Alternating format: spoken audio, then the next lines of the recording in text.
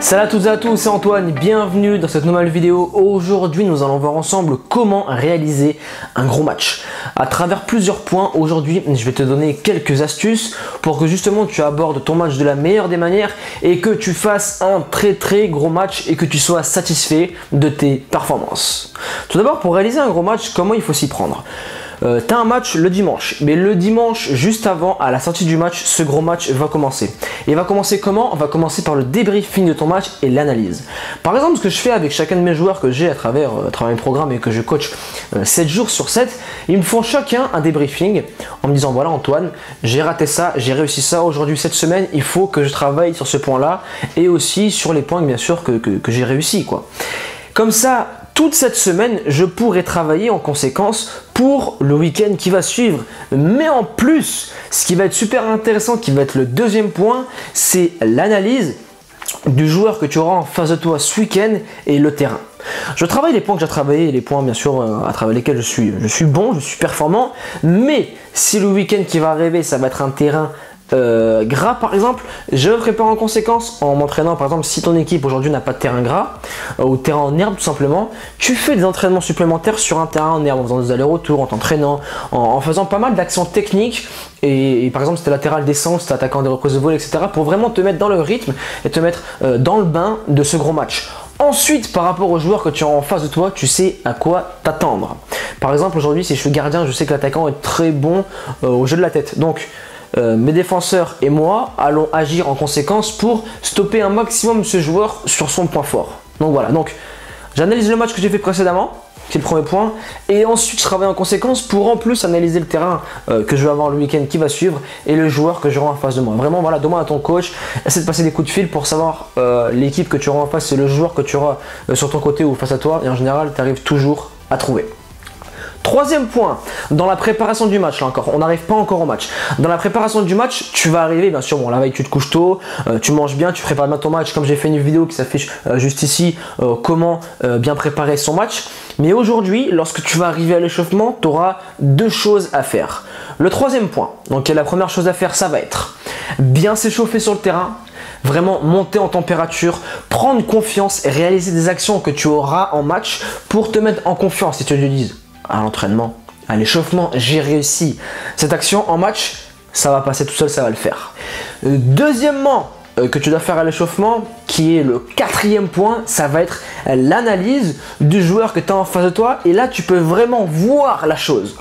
Par exemple, lorsque j'étais à l'échauffement, quand j'étais gardien de but, je regardais l'attaquant en face. Je regardais un peu, voilà, durant les conservations de balles, durant les frappes qu'il faisait au gardien. J'analysais, je regardais et je savais que ce joueur-là, par exemple, je regardais, j'analysais, j'arrivais à faire échauffement plus analyse sur tant de frappes qu'il va avoir face au gardien, il va plus s'ouvrir son pied, il va plus croiser, il va se positionner comme ça. Je regardais un peu ses courses, après je regardais bien sûr les autres joueurs offensifs, mais vraiment je me concentrais là-dessus et je savais bien sûr à quoi m'attendre.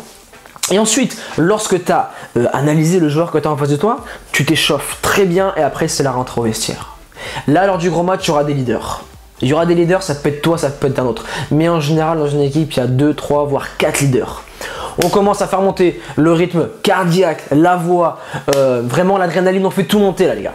Et ensuite, on se met en condition, on se motive, chacun sait ce qu'il a à faire, il y a un job, on se tape dans la main, vraiment, on fait monter la motivation au maximum. Et ensuite, dès que tu rentres dans le couloir, c'est bon, moment présent, concentré.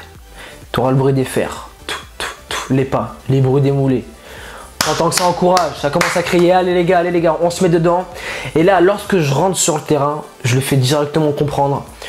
Lors de la poignée de main, lors de l'entrée, qu'on est là les gars, c'est de l'intimidation, ça s'appelle de l'intimidation. Je rentre, je fais du bruit, entre guillemets, je fais un peu de cinéma, mais vraiment, psychologiquement, ça fait lourd pour l'équipe adverse. Une équipe unie, une équipe soudée, et ensuite en place. Et maintenant, pour réaliser ton gros match sur le terrain, moment présent, tu fais les choses que tu sais faire, tu les fais bien et le premier ballon, qui va être le dernier point, va être extrêmement important et il va être déterminant.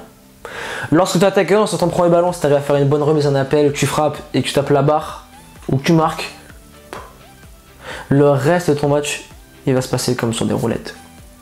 Le premier regard, le premier contact, le premier ballon, toutes les premières choses que tu vas faire lors de ce gros match va être déterminant. Ce genre de gros match, il se prépare un peu comme les autres matchs, mais il y a beaucoup plus d'importance et beaucoup plus d'enjeux. Pourquoi?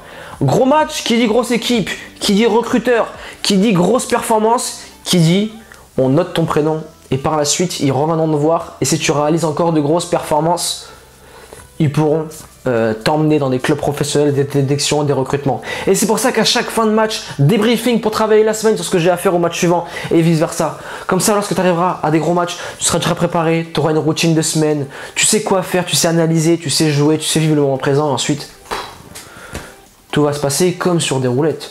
Donc pour récapituler cette vidéo, premier point, débriefing du match suivant pour mettre en place la semaine des choses à travailler. Deuxièmement, analyse du terrain et du joueur que tu auras en face de toi la semaine d'après.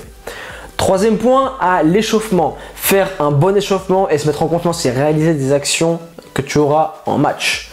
Quatrième point, analyse cette faute du joueur.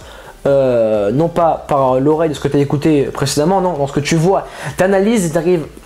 Essaye voilà, de vraiment l'analyser et de savoir ce qu'il va faire durant le match par rapport à ce qu'il fait à l'échauffement et pour avoir un temps d'avance sur lui, c'est très très important. Cinquième point, vivre le moment présent lors du match et c'est extrêmement important de faire ça, ne pas voilà, de rêvasser et arriver à la fin du match, putain j'aurais dû.